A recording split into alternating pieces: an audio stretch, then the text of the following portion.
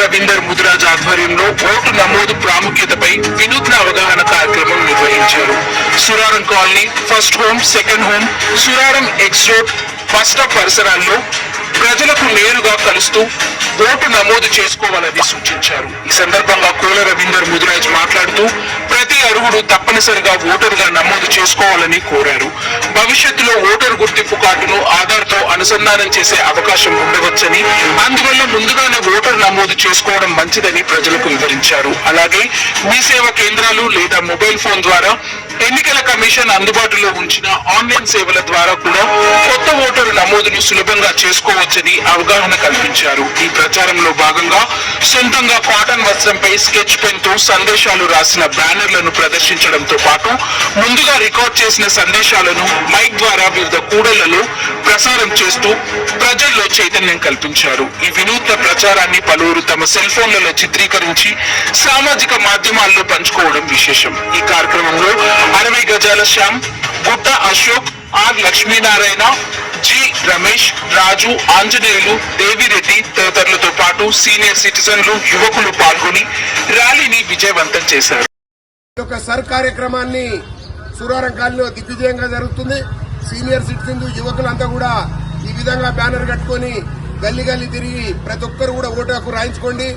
భవిష్యత్తులో ఓటు హక్కు plus Aadhaar card link అయ్యే ప్రమాదం ఉన్నది. అప్పుడు ప్రభుత్వం నుంచి వచ్చే సబ్సిడీలకు ఇబ్బంది జరుగుతుందని తెలియపరుస్తున్నాం.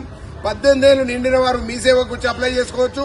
ఒకవేళ మీ దగ్గర ఎటువంటి ఆధారం లేకపోతే, ఐడెంటిటీ కార్డు దొరకకపోతే ఆ యొక్క ఇచ్చినటువంటి ఫామ్ లో కింది కాలం నింపించినా మీ ఓటు హక్కు నమోదవుతుంది. కొందరికి ఆల్రెడీ మాకు ఓటు హక్కు ఉన్నది, మేము ఎందుకు పోవాలనే దీనితో నిండాలున్నారు. పొరపాటు, ఇప్పుడున్న ఓట్లన్నీ పోయినాయి. ఇప్పుడు కొత్తగా రాస్తున్నారు కాబట్టి ప్రతి ఒక్కరు కూడా ఓటు హక్కు రాసుకోవాల్సిన అవసరం ఉన్నది. కాబట్టి తప్పనిసరిగా ఈ యొక్క వీడియోను చూసిన వారు మిగతా మీ బంధువులకు గాని మీ అన్నదమ్ములకు గాని చెప్పి ఎక్కడో ఒక్క దగ్గరనే ఓటు ఉండాలి తప్ప 2 జాగాలు ఉండకూడదు. 2 జాగాలు ఉంటే శిక్ష పడుతుంది. తప్పనిసరిగా ఈ యొక్క సమాచారాన్ని అందరికి తెలియపరుస్తారని మా సూరారం కాలనీ తరఫున యావత్ కాలనీ వాసులకు తెలియపరుస్తున్నాము. జై హింద్. మాట్లాడు. ఒక ఓటు ఒక దేశం అనే నినాదంతోనే వస్తుంది కాబట్టి ప్రతి ఒక్కరూ ఈ యొక్క అవకాశాన్ని సద్వినియోగం చేసుకుని ప్రతి ఒక్కరు ఈ ప్రోగ్రాం చేసుకోవాల్సిందిగా కోరుతున్నాం. భారతదేశంలో ఉన్న ప్రతి పౌరుడు పౌరురాలు నమోదు చేసుకోవాలి ఓటు హక్కు. ఓటు అంబేద్కర్ ఇచ్చిన ఒక ఆయుధాన్ని మనం ఆ ఓటు హక్కు ఆయుధాన్ని మనం సద్వినియోగం చేసుకోవాలి. ఎస్ఐఆర్ ఫాములో ఎవరైతే వచ్చిన వాళ్ళు ఉన్నారో వాళ్ళు 2002లో ఉన్న ఓటు వేస్తే అదొక డీటెయిల్స్ రాయాలి. ఒకవేళ ఓటు వేయలేకపోతే అవి దొరకలేకపోతే ఇప్పుడు ప్రస్తుతము నీ డేట్ ఆఫ్ బర్త్, నీ Aadhaar card number, mobile number ఆ సర్వ్ ఫామ్ లో కింది కాలంలో నింపాలి. అదే మీ తాత ముత్తాతలు గాని ఎక్కడన్నా వేసి ఉంటే అవి కూడా ఫిలప్ చేస్తే మీ ఓటు హక్కు నమోదవుతుంది. ఓటు రాని వాళ్ళు ఓటు డిలేట్ అయితే మీరు మీ సేవా సెంటర్కి వెళ్లి కొత్తగా నమోదు చేసుకోవాలి. ఎవరైనా సరే 18 సంవత్సరాల నుంచి నిండిన వాళ్ళు ఈ ఓటు హక్కును సద్వినియోగం చేసుకోవాలి.